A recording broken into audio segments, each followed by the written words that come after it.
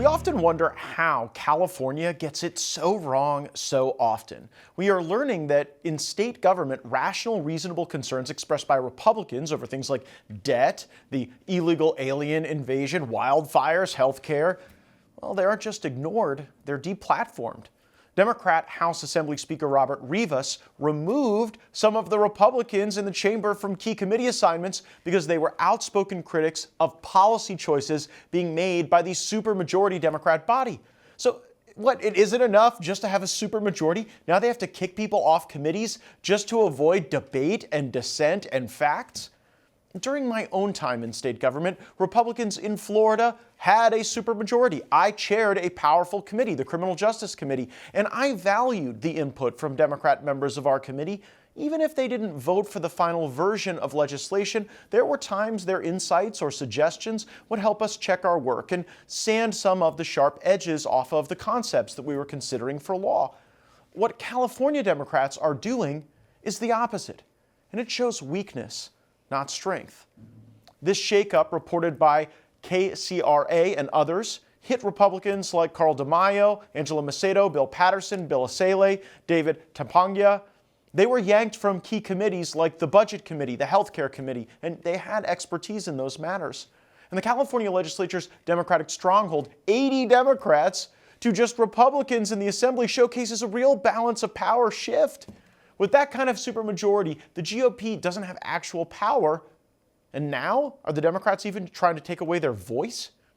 Web reports from the Los Angeles Times and Sacramento Bee suggest that this could be retaliation for Republicans calling out Democrats on issues like the insurance crisis, wildfires, and the rising cost of living. One GOP lawmaker called it the new doghouse move, and honestly, that's hard to argue against. It looks like Speaker Rivas is playing musical chairs, but the Republicans don't even get a seat at the table.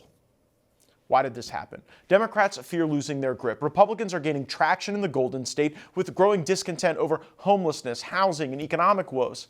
They're silencing opposition to protect their power, but it could backfire, alienating voters and fueling a conservative backlash. What does it mean for California's future? If this trend continues, the state risks becoming an echo chamber where only one side gets heard and echoed endlessly.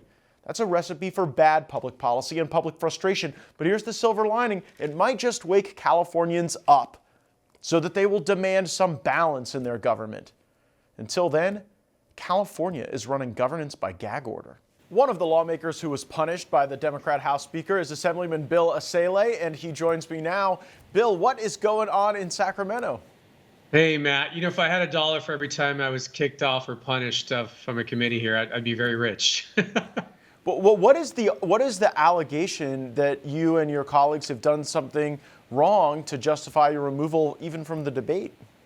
This is the problem with the supermajority. They're unaccountable. So they provide no justification, so we're left to speculate. But it's very clear that the Republicans who were targeted and kicked off are the most outspoken. They're the biggest fighters. We're the biggest pain in the butt, if you want, for the Democrats here in California. So we know why we were kicked off. They just won't say it.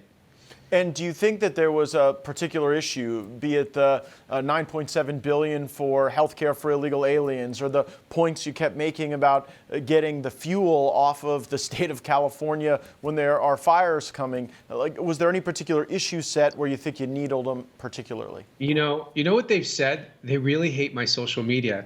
And I think you're a part of that. You've amplified my voice, and I'm getting a kind of a large platform. So yeah, I elevate these issues. I talk about the failures of the Democrat Party because they're in complete control of the state of California, so they own it all. They own the wildfire disasters, the train to nowhere, the funding of illegal immigrants, you name it, they own it, and they don't like it when people point that out. So I'll continue to do that. And so when I get punished, it just confirms I'm doing the right thing. I'm over the target. So I'm glad it's not just me, though. We had 5 Republicans get punished. And Matt, there's a new breed of Republicans coming up here, and this all has to do with the Trump MAGA movement. Did your Republican leadership stand up for you when the Speaker punished you in this manner? He did. I mean, our leader Gallagher, he spoke up. He tried to call the Speaker. The Speaker, I think, ignored him for a couple of days, finally called him back. But there's really very little our leader can do. So yeah, he spoke up. But If all Republicans are fighting, it's very hard to single out any one of us. That's been my message to my colleagues. And now that you've had this punishment, walk us through the specific shape that punishment took, what leadership opportunities you lost, and then how you're going to be using your time as a consequence. Well, I've been removed from many committees. The most recent one was the Elections Committee. I was the vice chair of the Elections Committee, which is a very important committee because that's where we expose all the fraud and abuse that's going on in the election system. And I was getting ready to introduce a bill on voter ID. So I'll still be able to introduce the bill, but I won't be in the position of vice chair of that committee. So we'll see what happens, but it's not going to stop me from pushing these important issues through the legislature. And are you going to be replaced by another Republican who might be less vocal on voter ID, or will that position on the committee sit vacant? In my case, the Republican replacing me, I think, will be solid on voter ID. A lot of the other committees, they were replaced by less outspoken Republicans. So that was no surprise there. They're okay with Republicans, Matt, as long as you know your place. As long as you sit down, you be quiet, you behave, they let you stay. So some Republicans are happy to comply. Is the irony lost on them at all that Gavin Newsom, your governor, is out launching a podcast to talk to Charlie Kirk and Republicans and understand the MAGA movement like he's Jane Goodall watching the apes? And here you're just trying to make points about voter ID and they remove you from the Elections Committee. If there's one thing I've learned about Democrats is they have no intellectual integrity, zero. So yeah, I just think they don't care. They'll say and do anything because with them, it's party first, party and power first. The people come last, and that's the problem with, with a supermajority. You have a tyranny of the majority is just as bad as a tyranny of a king.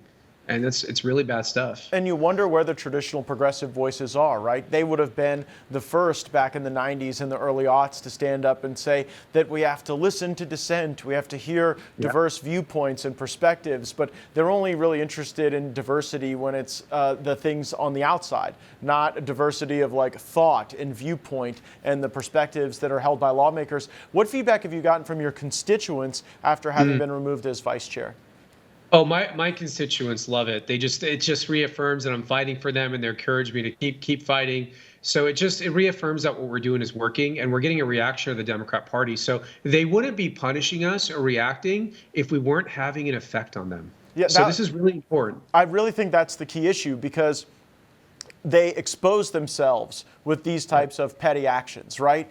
And there is a sense in California that after the natural disasters, with this $9.7 billion hole in your budget because of health care that you're providing to illegal aliens, with the need to go and beg Washington for a bailout for your insurance product, all of this could create a cauldron of real risk for Democratic control in California. Now, obviously, there are so many more Democrats, but we're starting to see some candidates emerge for governor of California. Do you think that these types of tactics might persuade some of those people who aren't Republicans, but who more align with what a 90s Democrat used to be, and those could be persuadable voters in an upcoming election?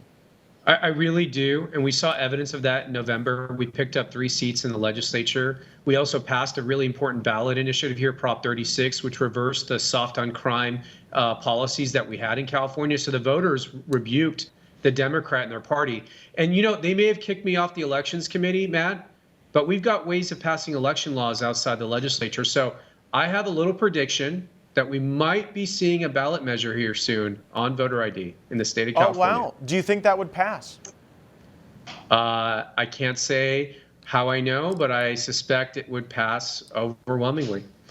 I mean, who would vote against that? What voter is out there saying that voter ID is too much? If it is not racist to have an ID to get a fishing license or a hunting license or welfare benefits, then it's not racist to ask people to have an ID to vote. It's actually racist to assume that there are certain groups of people who, for whatever reason, don't have the capacity or capability or urge to go and get an ID. Who do you expect, other than the traditional Democrat machine, 2016. Who do you expect to oppose a ballot measure like this, if anyone?